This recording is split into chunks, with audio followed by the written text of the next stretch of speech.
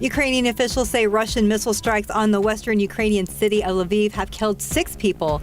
Lviv's regional governor said there were 4 strikes today. 3 hit military infrastructure facilities and 1 hit a tire shop. The attacks occurred as the country was bracing for an all-out Russian assault in eastern Ukraine. It was a violent Easter weekend across the country with 3 separate mass shootings.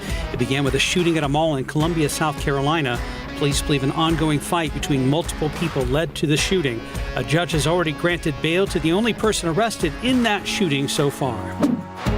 Another mass shooting about 100 miles away in Hampton County, South Carolina.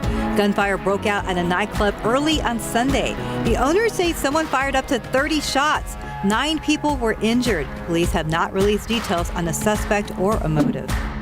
In Pittsburgh, there's an urgent manhunt for the gunman who opened fire at a party inside an Airbnb rental home. Video shows panic inside the house where at least 90 shots were fired. 2 people were killed, 11 more were hurt.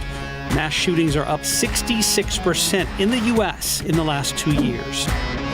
Today, Philadelphia becomes the first major U.S. city to reinstate its mask requirement for indoor public spaces. That's despite a lawsuit filed Saturday by a group of business owners and residents who are trying to stop it. The suit argues the city should base its rules on the same community COVID level guidelines the CDC uses. Tax day has arrived, and the advice for procrastinators: think about filing for an extension. By some estimates, about 40% of taxpayers still haven't filed their returns yet. And experts now say instead of rushing to get a return done and risking a mistake, it might be better just to get an extension. But they warn you still have to be up to date on all your payments by today.